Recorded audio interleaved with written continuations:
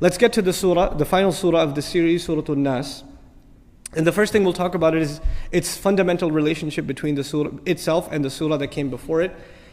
The previous surah ends, وَمِن شَرِّ حَاسِدٍ إِذَا حَسَدٍ.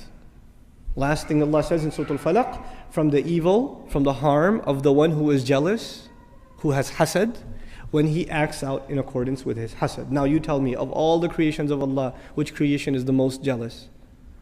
Which creation is the most jealous? The one who intends you the most harm. إِنَّهُ لَكُمْ عَدُوٌّ مُبِينٌ. Iblis, shaitan. The next surah is dedicated to protect you from the one who is the most jealous, مِن شَرِّ الْوَسْوَاسِ الْخَنَّاسِ. Iblis himself, shaitan himself.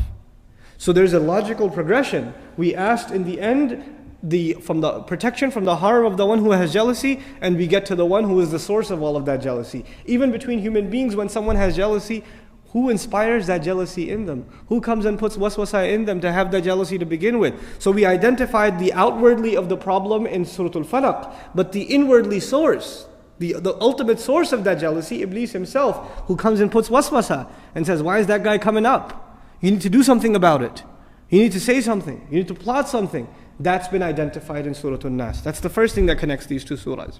Then of course we talked about how the Surah Al-Falaq is Allah Azza wa Jal giving us protection from evils and harms that exist outside of ourselves.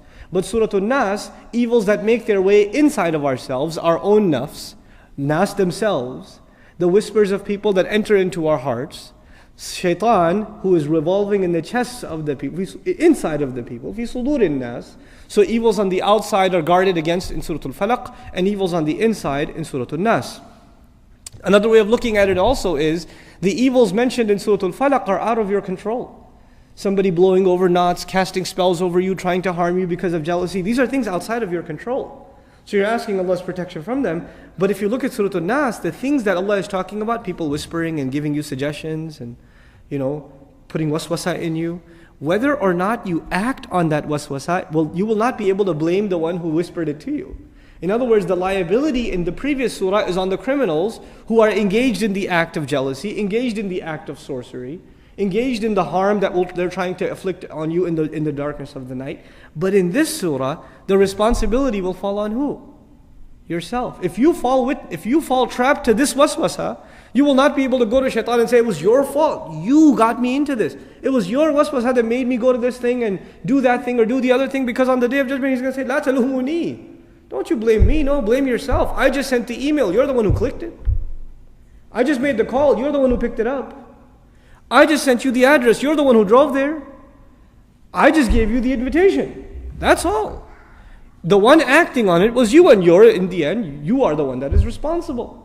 So in this surah, the greater danger is mentioned, and one of the ways to look at it, once again, the evils mentioned in the previous surah are out of your control. And the evil mentioned in this surah, you are liable for yourself. You will have to answer for them yourself.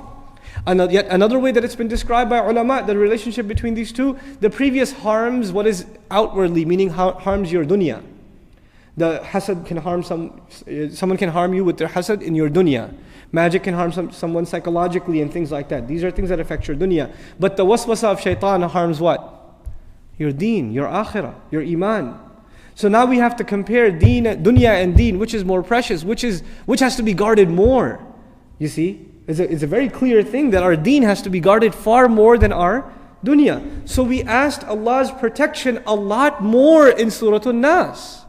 We only called on Allah once in Surah Al-Falaq. What did we say? قُلْ أَعُوذُ بِرَبِّ الْفَلَقِ. Rabb came up once. Look at Surah An-Nas. We're asking Allah to protect our deen. How many times we call on Allah? قُلْ أَعُوذُ بِرَبِّ النَّاسِ مَلِكِ النَّاسِ إِلَهِ النَّاسِ. 3 times as much. We emphasized the protection of our deen, our iman, because when shaitan makes waswasa in your iman, putting doubts in it, putting jealousy in it, putting evil in it, putting greed in it, what is it attacking? It's attacking the faith, the taqwa. The ihsan that one may possess. It can corrupt all of those things. So we ask Allah a lot more protection in this surah.